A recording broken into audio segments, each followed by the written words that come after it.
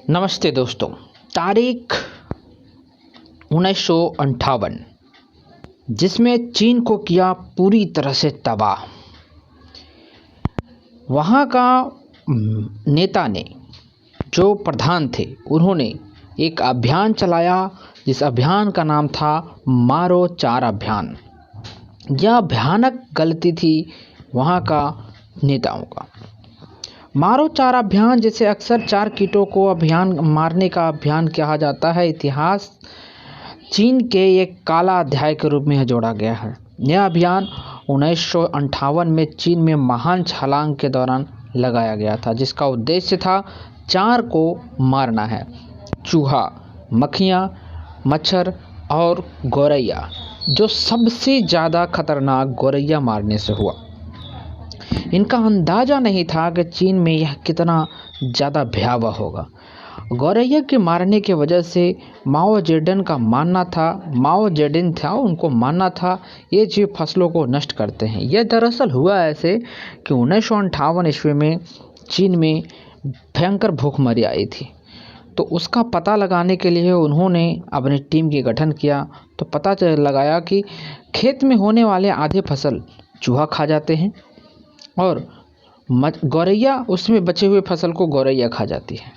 गौरैया को खाने की वजह से चीन की सरकार ने वहाँ मारो चार अभियान शुरू किया था। यह त्रासदी की शुरुआत इस अभियान के लोगों ने इन जीवों को मारने के प्रोत्साहन किया गया था। गौरैया को मारने का अभियान चलाया गया था। गौरैया को मारने के लिए लोग ढोल बजाते, नगाड़े बजाते, सीटी बजाते, गौरैया को उड़ने नहीं देते। एक वाक़या ऐसा है कि जब ये राजभवन में गौरैया घुस गया तो गौरैया को निकलने नहीं दिया गया वहाँ से, और लाखों गौरैया उस राजभवन में मर गई। लेकिन यह अभियान एक विनाशकारी रहा। गौरैया फसल को कीट से भी बचाती थी। यह अंदाज़ा तब पता चला जब गौरैया को मारकर पूरी तरह से ख़त्म कर दिया गया।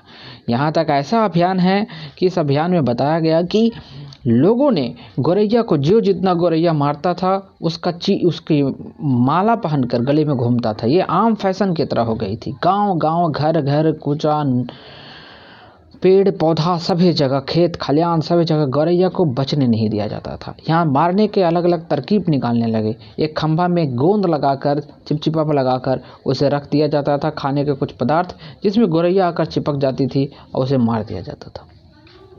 मारो चारा अभियान में गौरैया को मारने का जो निर्णय था, यह सबसे खतरनाक हुआ।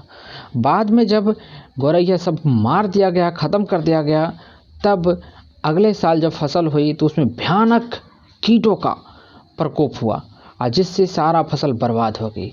तब सरकार अपनी गलती मानी नहीं, लेकिन उसने उसी को छुपाने के लिए मारो चारा अभियान को एक अभियान जोड़ा, टिड्डी मारो अभियान।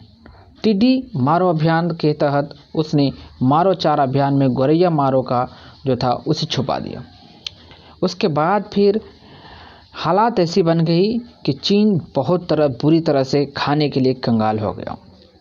फिर वहाँ ऐसा बताया जाता है कि उसी दौरान 1958 के दौरान ही लोग अपने ही घरों में अपने ही लोगों को मार कर खाने लगे। भूखमरी का यह आलम आप देखकर बता सकते हैं कि किस तरह से लोग खाने लगे। देखिए, इस तरह से लोग मारने के लिए धुआं करते थे, अलग अलग तरह के नीतियाँ अपनाते थे जिससे कि चारों कीट को मार दिया जाए। तो आपको प्रश्न का उत्तर देना है कमेंट बॉक्स में कि मारो चारा अभियान में कौन कौन सा जीव आता था। थैंक यू दोस्तों।